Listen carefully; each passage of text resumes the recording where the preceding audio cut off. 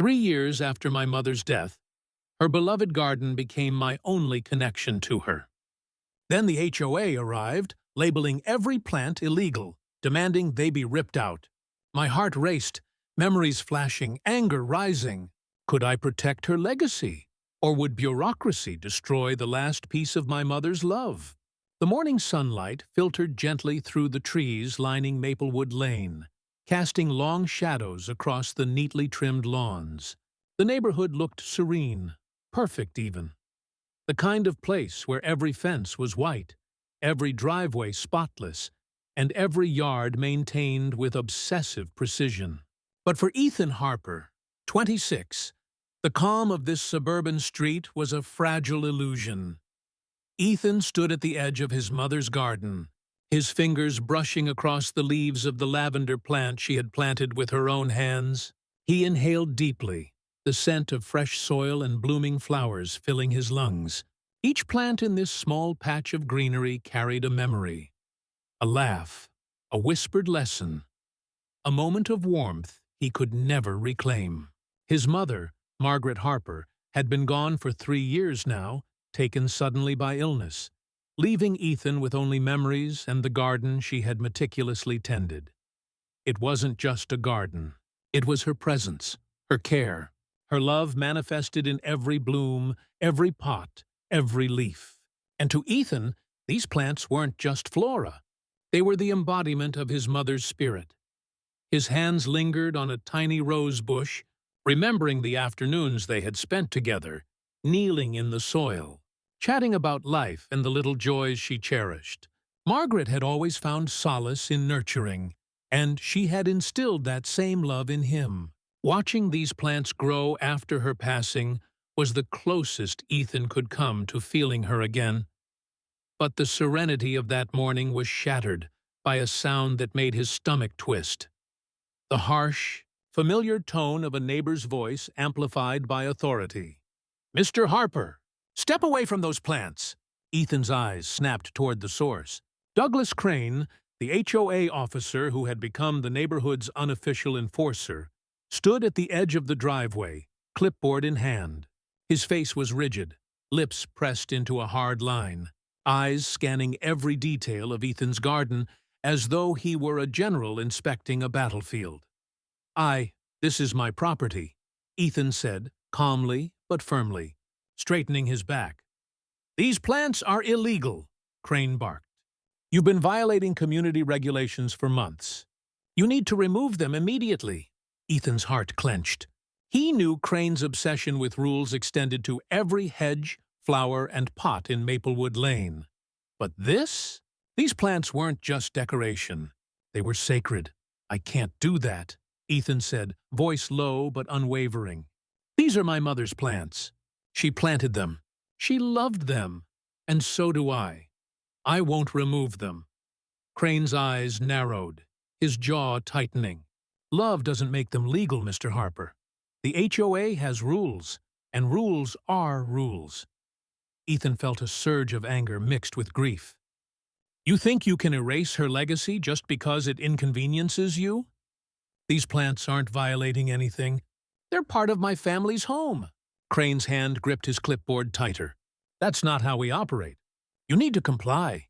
Ethan took a step forward, the soil beneath his boots crumbling softly.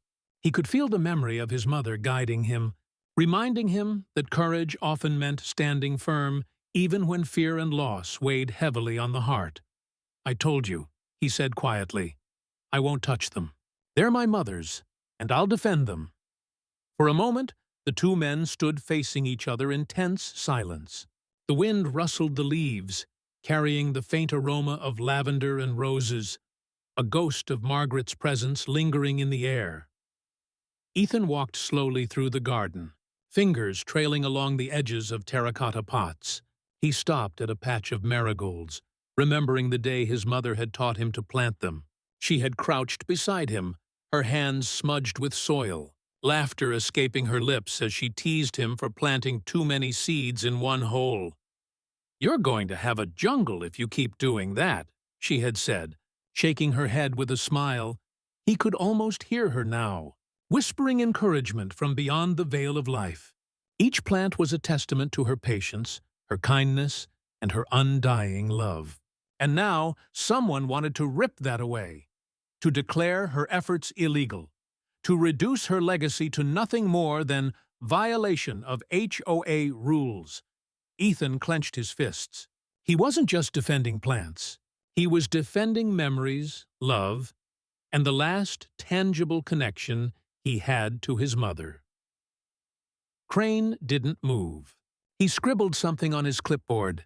His lips pursed in irritation. "You're testing my patience, Mr. Harper. This is your final warning. Remove the plants, or the HOA will take legal action. Fines will be imposed. And believe me, the fines will be substantial."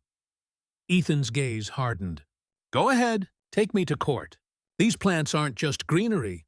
They're my mother's love, and I won't let them be taken from me." Crane's eyes flared. "You think rules don't apply to you just because your mother passed away? That's not how this works. You're under my authority here." "I don't care about your authority," Ethan said, voice rising with emotion. "I care about what's right. You can't touch them, and if you try, I'll fight you in every way I can." The confrontation drew the attention of a few neighbors. Some peeked cautiously from behind curtains. Others lingered on porches, whispering to each other. The tension was palpable. It was as though the entire neighborhood held its breath, waiting to see whether a man defending memories could stand against an enforcer obsessed with rules. Ethan's heart pounded. But beneath the fear was a sense of clarity. Margaret's memory wasn't something to negotiate. Her love wasn't something to compromise. And these plants, they were her final gift.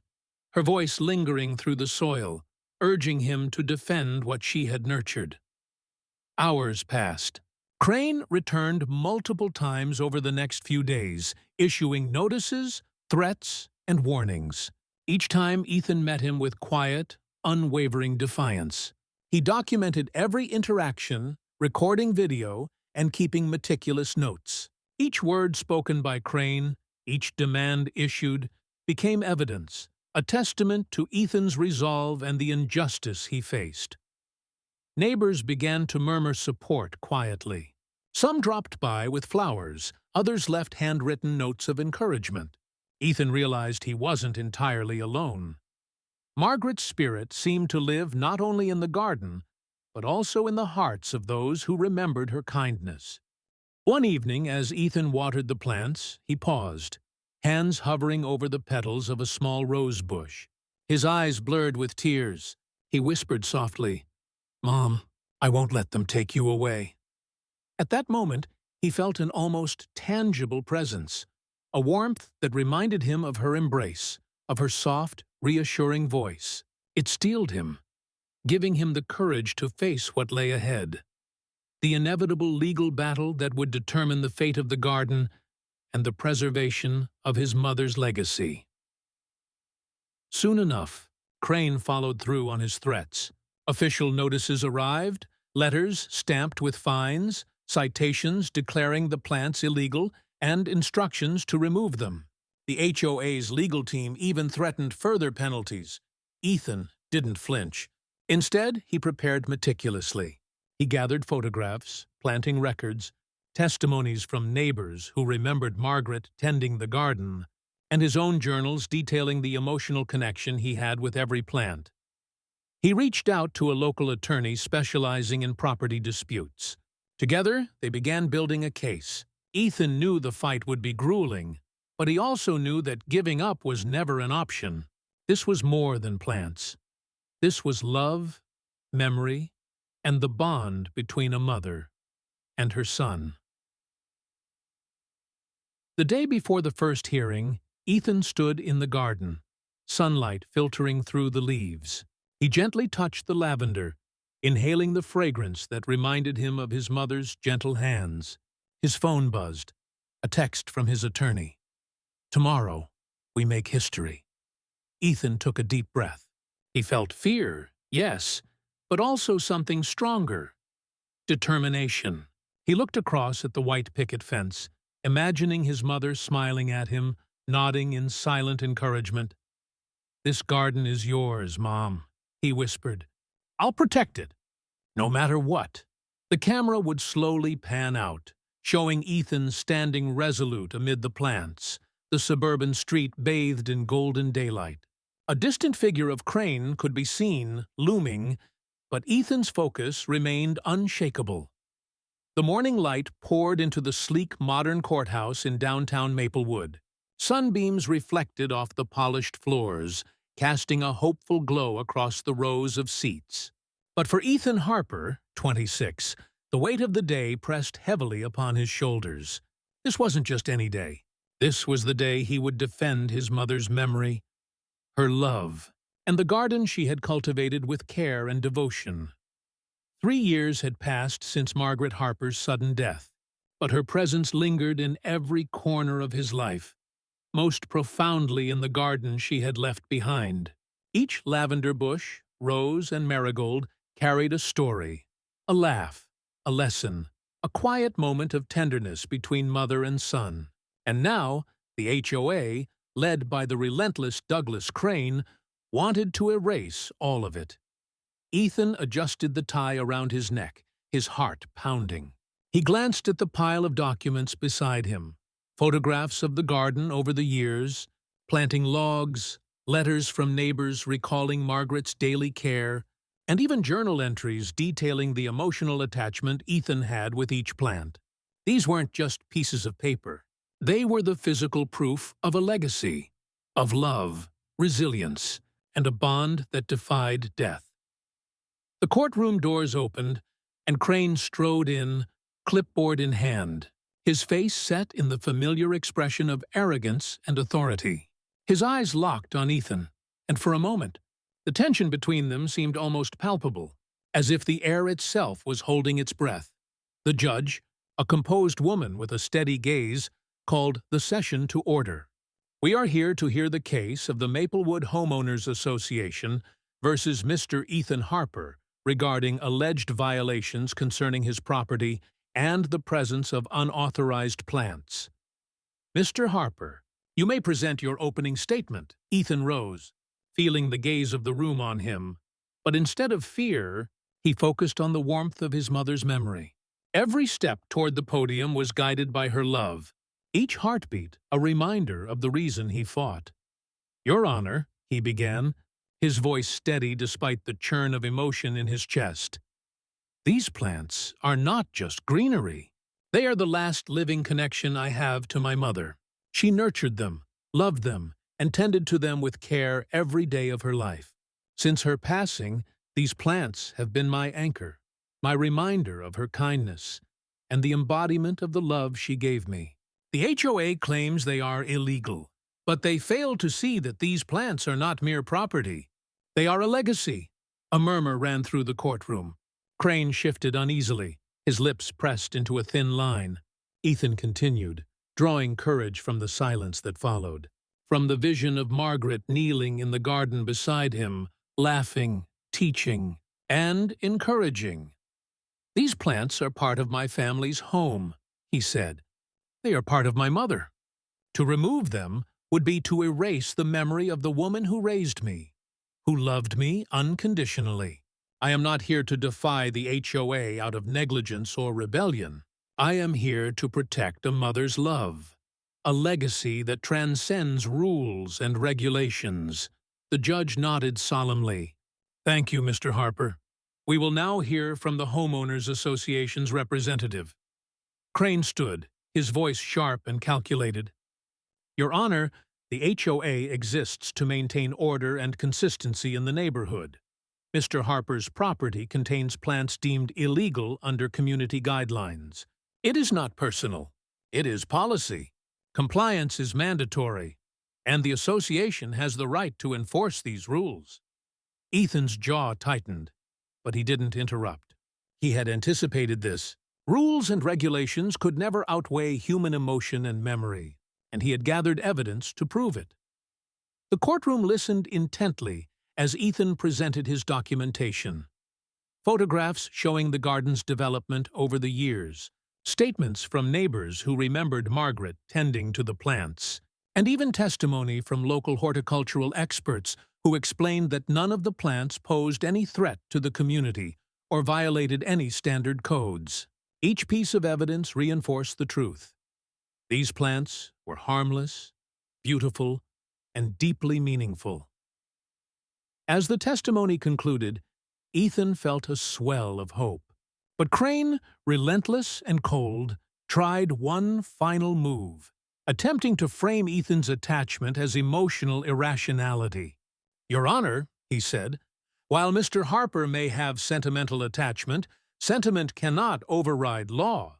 Emotional arguments, while compelling, do not exempt one from compliance." Ethan's hands trembled slightly as he addressed the court one last time. "Your Honor, I do not dispute that rules exist. But rules are made to serve people, not destroy memories. These plants are more than their physical forms. They are my mother's voice, her laughter, her lessons, her love. To uproot them would be to erase a part of my soul. I ask not for special treatment, but for recognition that some legacies deserve protection, even against strict regulation." The courtroom was silent. Neighbors and strangers alike felt the weight of his words. Crane's rigid composure faltered, and for the first time, Ethan saw doubt flicker in the man's eyes. Days later, the judge called the courtroom back for the verdict. Ethan's heart raced as he walked into the chamber, memories of his mother guiding every step. Crane was there, his expression a mix of indignation and concealed fear. After reviewing the evidence, testimonies and arguments presented, the judge began, "It is clear that the plants maintained by Mr. Harper are not a violation of community safety or property regulations. They are a personal legacy, cultivated with care and love. The HOA is hereby instructed to refrain from further action regarding the removal of these plants. Mr. Harper retains full rights to his property, including the garden in question." The courtroom erupted in a mix of relieved sighs and whispered congratulations. Ethan felt tears prick his eyes, a mixture of grief, relief, and overwhelming gratitude flooding his heart. He thought of Margaret, imagining her smile, her pride, her quiet chuckle at his stubbornness. Crane's face went pale. He opened his mouth, but no words came. The authority he wielded so confidently had been curtailed, and he could only watch as Ethan's victory became undeniable. After the courtroom proceedings, Ethan returned home. The garden awaited, sunlight filtering across the flowers, casting a warm glow over the soil Margaret had tended. He walked among the plants, brushing his fingers against the petals, inhaling the familiar scents: lavender, roses, marigolds, each one a testament to love, memory, and resilience. Neighbors approached quietly, offering words of support, hugs, and even small gifts, a new pot here, a fresh flower there. The community, once silent or intimidated by Crane's authority, now celebrated the preservation of something deeply human: love, memory, and family. Ethan knelt beside a rose bush, brushing a tear from his cheek. "Mom," he whispered, voice breaking, "I did it! Your garden is safe. Your memory is safe. I promise. I'll take care of it. Always." He could feel it then. A warmth that wasn't just from the sunlight. It was as if Margaret herself was there, nodding in approval, smiling, her presence woven into every leaf, every blossom, every whisper of wind through the garden. Weeks later, Ethan organized a small memorial in the garden. Neighbors, friends, and those who had quietly supported him gathered. They shared stories of Margaret, her kindness, and the lessons she had imparted. Children played among the flowers, their laughter echoing the joy Margaret had always cherished. Ethan looked around, feeling an overwhelming sense of peace. The garden, once a symbol of grief and loss, had transformed into a living tribute, a celebration of love and memory. The fight with the HOA had been hard, but the outcome was more than legal victory. It was the preservation of humanity, compassion, and the bonds that define us. As the sun set, casting golden light over the garden, Ethan felt a gentle breeze brush across his face.